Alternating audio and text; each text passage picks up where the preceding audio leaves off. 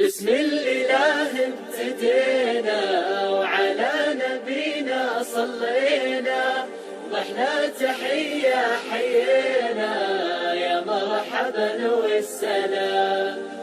في مسلك العلم سرنا وحدة علوم حصادنا، بحسن خلق صعدنا وللخطى للأمام. في عقد لول انتظمنا تمريضنا وجمعنا، سعينا دوم لمعنا باسم وطننا قدام بشرع. يعمل تمريض مستشفى الأطفال ب9 أقسام فنية بسعة سريرية 124 سرير، ويخدم منطقة الطائف وضواحيها. وتهدف رسالة المستشفى إلى تقديم خدمات طبية تخصصية غير جراحية للأطفال من سن الولادة حتى سن 12 سنة من العمر لجميع سكان الطائف وضواحيها وزوارها.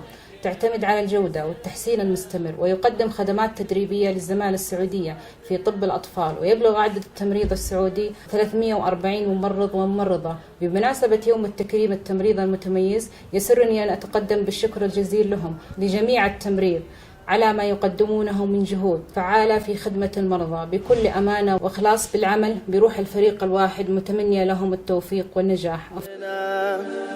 أنا ممرض مواطن لأجلك في كل المواطن، أفحصك ظاهر وباطن همي تعيش بسلام.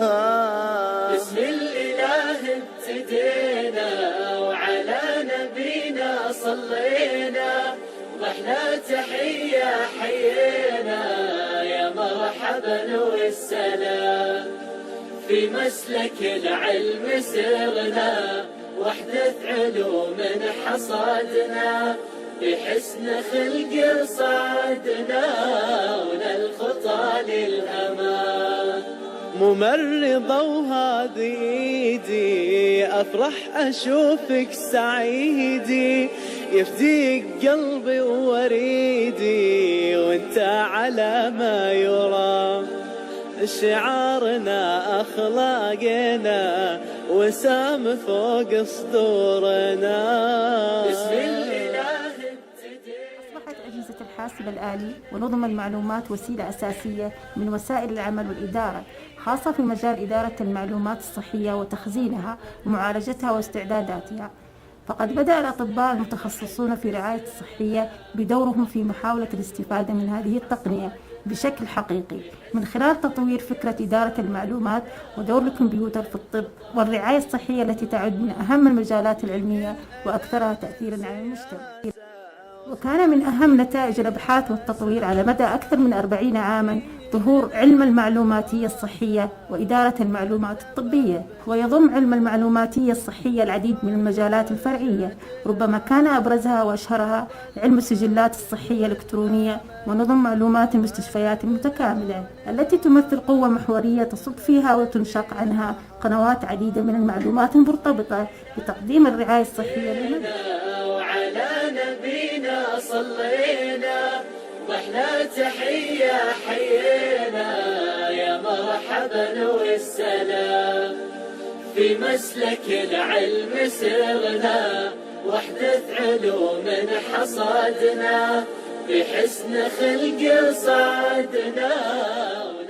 ترتبط كل أنشطة الرعاية الصحية الفنية بمدى توفر المعلومات الدقيقة على المريض، سواء كانت معلومات شخصية أو معلومات حول تشخيص مرضه، أو معلومات حول نتائج التحاليل والفحوصات الطبية، أو معلومات حول العلاج وبرنامجه المقرر ومدى استجابة المريض لهذا العلاج. خليجنا وشعبنا واحد يا كل الأنام. بسم الإله ابتدينا وعلى نبينا صلينا، ضحنا تحية حيينا يا مرحبا والسلام. الصحية الإدارية أيضا بمدى توفر معلومات دقيقة حول الإحصائيات الطبية المختلفة، كإعداد المرضى الذين تم علاجهم ونسب نجاح العلاج، واستجابة المرضى لنظم علاج الجديدة أو برامج رعاية متطورة، أو حساب تكاليف تشغيل الخدمات وقدرتها على الاستمرار والتطور، ومن ثم توجيه الاستثمارات المادية.